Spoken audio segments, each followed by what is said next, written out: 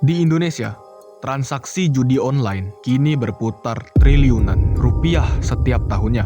Berdasarkan data PPATK atau Pusat Pelaporan dan Analisis Transaksi Keuangan, perputaran dana judi online di Indonesia diperkirakan mencapai sekitar 1.200 triliun pada 2025 ini, naik dari 981 triliun sepanjang 2024. Angka ini jauh melampaui 307 triliun yang tercatat pada 2023.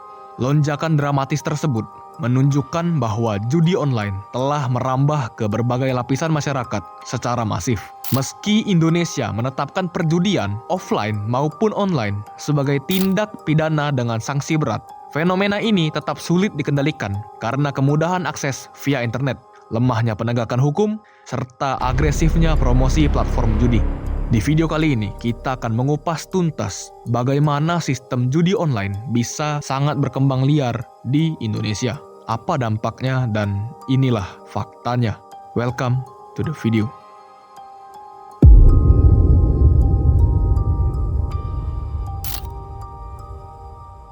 Judi online adalah kegiatan bertaruh uang melalui aplikasi atau situs web di internet.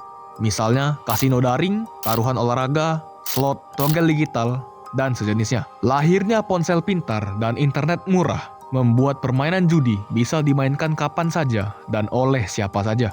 Padahal, secara hukum Indonesia melarang segala bentuk perjudian. Kitab Undang-Undang Hukum Pidana atau KUHP pasal 303 menyatakan penyelenggara, pelaku, atau penggembira judi bisa dipidana hingga 10 tahun penjara. Sementara, pasal 303 bis ayat 1 KUHP mengancam pemain yang memfasilitasi judi terhadap masyarakat umum dengan hukuman 4 tahun atau denda sebesar 10 juta rupiah.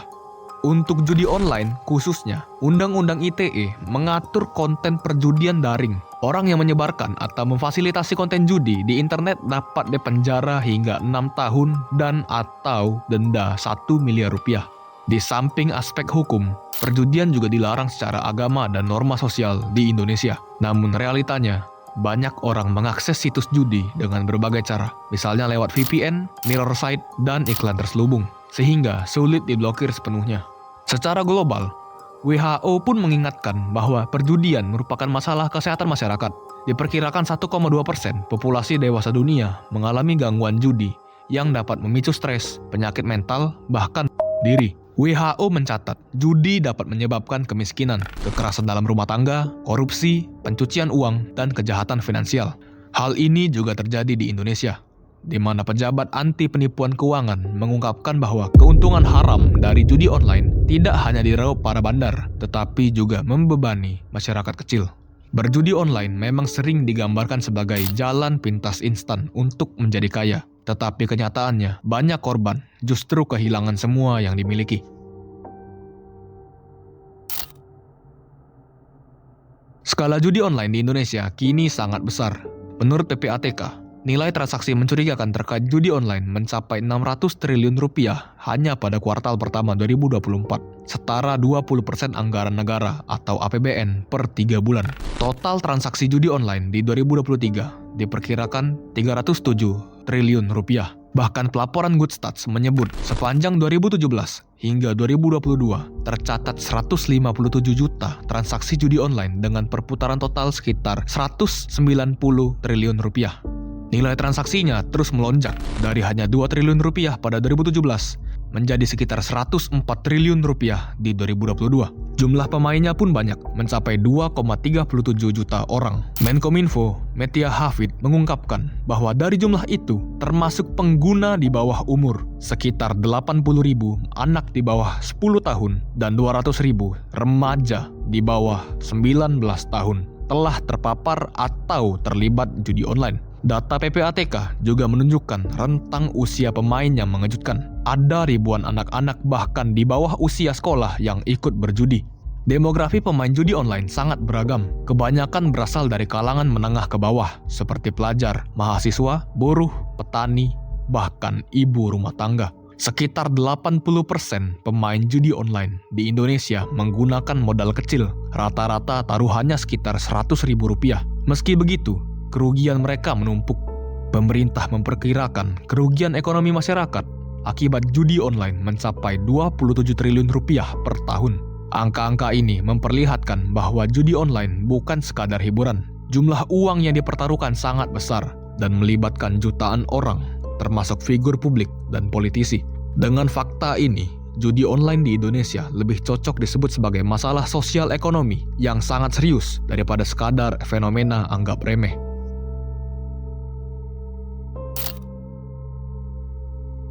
Pelaku judi online di Indonesia sering menggunakan server dan basis operasi di luar negeri. Sebagian besar situs dan aplikasi di-hosting di negara-negara di mana regulasi judi lebih longgar, seperti Kamboja, Filipina, atau Taiwan. Misalnya dalam sebuah penggerbekan sindikat Taiwan di Tangerang pada Juni 2024, ditemukan 2 situs judi online, yaitu Hot51 dan 82 Gaming, yang selalu berganti domain untuk menghindari blokir. Pemilik sindikat mempekerjakan warga Indonesia sebagai marketing, customer service, dan host penjualan layanan judi dan pornografi streaming. Hal ini membuktikan kelicikan sindikat. Meski situs terus diblokir pemerintah, mereka kembali dengan identitas baru. Penyebaran judi online juga didorong iklan dan promosi agresif. Platform judi sering disamarkan sebagai game atau aplikasi hiburan. Remaja bisa saja tanpa sengaja terseret karena aplikasi game mobile menampilkan iklan kasino gratis atau spin untung. Media sosial dan streamer judi online juga mempromosikan gaya hidup kemenangan instan, memperdaya pemirsa bahwa berjudi itu mudah menang dan menyenangkan. Keadaan ini diperburuk oleh kurangnya literasi digital dan pengawasan orang tua, sehingga judi online menjadi jualan liar di jagat maya yang sulit dihindari oleh pengguna internet rentan. Dampak judi online sangat luas dan merusak, baik bagi individu maupun masyarakat. Secara finansial, banyak pemain merugi puluhan juta hingga ratusan juta. Uang tabungan habis untuk taruhan, utang menumpuk hingga kebangkrutan keluarga. Antara News mencatat, kecanduan judi online sering berakhir tragis. Kerugian finansial besar dan tekanan mental membuat sebagian pelaku melakukan diri. Banyak keluarga jatuh miskin ketika kepala rumah tangga mereka menggunakan uang kebutuhan keluarga untuk berjudi. Sebagai akibatnya, terjadi konflik rumah tangga serius. Istri dan anak-anak jadi korban kemarahan dan kekerasan karena utang judi. Misalnya, kasus AF, umur 31 tahun, yang frustasi akibat utang judi sampai bunuh keluarga dan diri. Menurut laporan kepolisian, tragedi-tragedi itu menjadi peringatan bahwa judi online bisa menghancurkan rumah tangga. Selain finansial, judi online merusak jaringan sosial. Pemain seringkali mengabaikan tanggung jawab. Kerja tidak fokus, cuti tanpa alasan, nilai pelajar menurun, dan waktu bersama keluarga tersita. Hubungan kekeluargaan dan pertemanan menjadi retak karena kebiasaan berjudi yang mengisolasi. Belum lagi stigma sosial. Mantan pemain yang bangkrut seringkali dikucilkan atau dipermalukan. Komunitas atau lingkungan kerja bisa rusak karena kecurangan atau penggelapan dana untuk menutupi kekalahan judi. Ada pula dampak kriminal. Banyak pemain terdesak mencari uang dengan cara ilegal. Kecanduan mendorong mereka meminjam uang hingga mata uang digital untuk terus bermain. Seiring utang menumpuk, beberapa orang memilih mencuri atau menipu agar mendapat modal untuk berjudi lagi. Parahnya, PPATK melaporkan ada indikasi pencucian uang atau TPPU dari judi online. Kasus sindikat Taiwan tadi misalnya. PPATK dan polisi menyita aset senilai ratusan miliar. Pemberantasan TPPU judi online kini menjadi fokus aparat karena praktik ini diduga mendanai kejahatan lain. Secara global, WHO memperingatkan judi dapat meningkatkan kejahatan seperti pencurian, penipuan, dan korupsi. Dalam konteks Indonesia, perputaran uang judi online yang begitu besar, seperti 20% APBN per kuartal, membuka peluang penyimpangan dana publik juga. Dampak hilirnya meluas ke ekonomi. Transaksi perjudian tidak produktif, justru bisa memicu inflasi informal dan pengalihan sumber daya dari sektor produktif. Selain uang, resiko privasi dan keamanan data juga terancam. Situs judi online sering meminta informasi pribadi, seperti nomor KTP, rekening bank, hingga akun media sosial. Data ini rentan disalahgunakan atau dijual gelap, seperti pemerasan, pencurian identitas, atau pengikutan rekomendasi pembelian ilegal. Antara News menyoroti bahwa data pribadi pemain bisa jatuh ke tangan kriminal, memperpanjang penderitaan korban. Secara keseluruhan, judi online bukan sekadar hiburan. Ia menciptakan beban psikologis, utang, dan kehancuran sosial. Setiap pemain beresiko merugikan dirinya dan orang lain. Studi global menunjukkan setiap satu orang dengan masalah judi dapat memengaruhi kira-kira 6 orang di sekitarnya. Dengan kata lain, kalau seorang suami kecanduan, istri, anak, orang tua, bahkan rekan kerjanya ikut menanggung dampaknya. Biasanya secara tidak langsung. Di Indonesia, yang berbudaya kekeluargaan, angka itu bisa lebih tinggi karena nilai gotong royong dan kepedulian yang erat.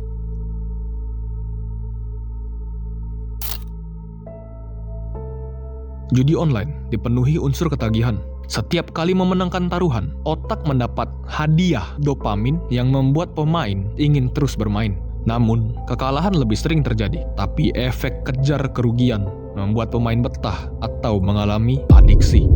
Psikolog dewasa Nirmala Ika Kusumaningrum dari Universitas Indonesia menyatakan bahwa kecanduan judi online adalah proses adiktif yang kompleks dan tidak instan disembuhkan.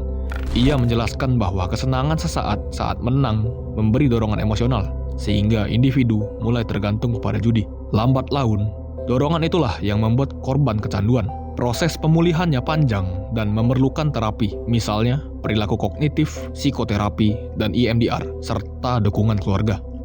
Pemain berjudi beresiko mengalami stres berat, gangguan kecemasan, dan depresi. Bahkan risiko diri meningkat drastis di kalangan pecandu berat. Studi di beberapa negara menemukan kecanduan judi terkait dengan angka diri yang jauh lebih tinggi dibanding populasi umum. Di Australia, tepatnya di Victoria misalnya, sekitar 4,2% kematian terkait dengan kasus perjudian. Di Indonesia, kasus tragis diri terkonfirmasi karena beban utang judi tidak jarang diberitakan. Kesehatan mental keluarga pun terancam. Ketika seorang anggota keluarga kecanduan, suasana rumah penuh ketegangan, teriakan, pertengkaran, dan ketakutan. Anak-anak bisa trauma lihat orang tua mengamuk karena kalah judi. Psikolog menganjurkan keluarga korban untuk mencari bantuan profesional dan membangun pola hidup baru yang positif. Misalnya diselingi dengan olahraga ataupun hobi lain yang positif agar tidak terus tergelincir. Namun tanpa kesadaran, banyak yang terjebak terus-menerus. Dengan kata lain, perjudian online merusak kesehatan psikologis, sama parahnya dengan kecanduan narkoba. Keduanya memerlukan intervensi medis dan sosial untuk pemulihan.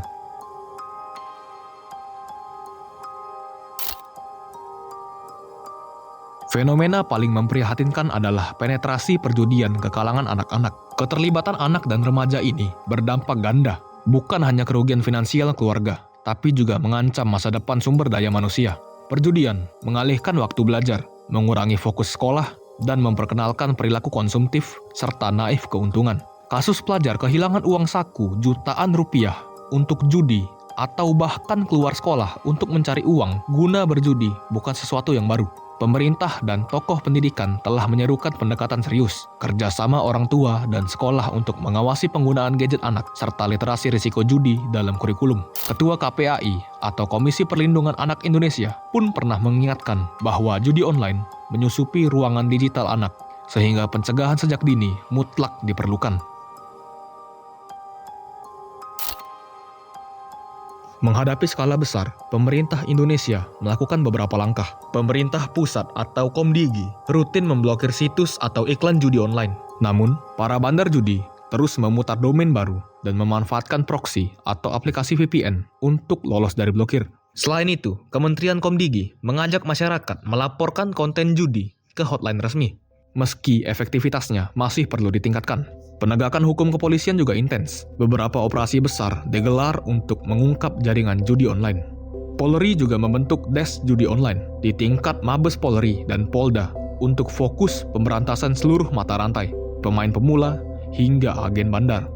Kapolri Listio Sigit Prabowo memimpin langsung upaya percepatan ini. Selain itu, polisi daerah atau Polda di berbagai wilayah aktif membekuk bandar dan penyebar iklan judi, termasuk menutup warung kopi yang menjadi kedok judi online. Regulasi dan sanksi terus diperketat. Selain KUHP dan UU ITE, pemerintah juga mendorong revisi peraturan terkait literasi digital. Misalnya, terbitnya PP atau peraturan pemerintah yang mengatur akses internet khusus anak-anak sebagai langkah pencegahan. Sementara itu, lembaga non-pemerintah seperti sekolah, organisasi masyarakat, dan tokoh agama dilibatkan untuk menyosialisasikan bahaya judi. Ulama dan ormas Islam menegaskan hukum judi haram dan mendukung kebijakan anti-judi online. Kritik muncul bahwa penegakan masih belum sebanding dengan maraknya praktik, sehingga strategi terpadu lintas instansi, pemerintah, polisi, dan kelembagaan keagamaan dianggap perlu. Para ahli sepakat bahwa judi online menimbulkan krisis sosial dan ekonomi. Psikolog menekankan bahwa perlu penanganan adiksi seperti program rehabilitasi dan konseling harus diperluas. Selain itu, terapi perilaku, komunitas pendukung atau support group seperti Gamblers Anonymous direkomendasikan untuk membantu pecandu. Ekonom mencatat, kerugian judi bukan hanya untuk pemain, tapi merugikan perekonomian nasional atau uang tak beredar produktif. Mereka menyarankan penguatan penegakan hukum finansial, yaitu bank harus lebih proaktif memblokir transaksi mencurigakan terkait judi. Tokoh agama mengajak umat menahan diri dan mendukung korban, mengingat judi dianggap dosa besar dalam berbagai agama. Ahli IT menyarankan pengembangan teknologi deteksi konten judi di media sosial dan aplikasi, serta kampanye digital melawan normalisasi judi yang selama ini tersebar luas. Judi online di Indonesia telah menjadi ancaman nyata. Bukan saja besarnya uang yang beredar, triliunan per tahun, tetapi kerusakannya yang menyentuh keluarga, psikologis, dan keamanan bangsa. Data PPATK dan pemerintah menggambarkan situasi yang liar. Jutaan orang terlibat, mulai dari anak-anak hingga politisi, merugikan diri sendiri dan orang lain. Masyarakat perlu diingatkan bahwa memenangkan judi online hampir mustahil dalam jangka panjang. Kerugiannya jauh lebih besar daripada keuntungannya. Dengan gaya hidup cepat saat ini, iming-iming keuntungan instan memang menggoda, tapi sekaligus menjebak. Kesimpulannya, berjudi online adalah taruhan gila yang kita bayar mahal dalam bentuk uang, kesehatan mental, dan keharmonisan keluarga. Penting bagi semua pihak seperti pemerintah, agama, keluarga, sekolah, dan media bergandengan tangan, melakukan edukasi intensif, dan penegakan hukum tegas. Mengatasi epidemi judi online membutuhkan upaya bersama demi mensuburkan kesadaran kritis warga agar menolak kejebakan judi, sekaligus memantapkan tindakan aparat memblokir dan menindak tegas pelaku. Dengan demikian, harapannya generasi mendatang terhindar dari kerugian sebesar ini, dan uang rakyat bisa dialihkan untuk hal produktif yang membangun bangsa, bukan menyalurkan hawa nafsu spekulasi semu yang hanya menimbulkan kehancuran. Jangan coba-coba untuk terjun ke dunia judi online, karena hal itu adalah hal yang berbahaya. Seberbahaya narkoba, sekali kamu terjun, kamu tidak akan lepas dari jeratannya.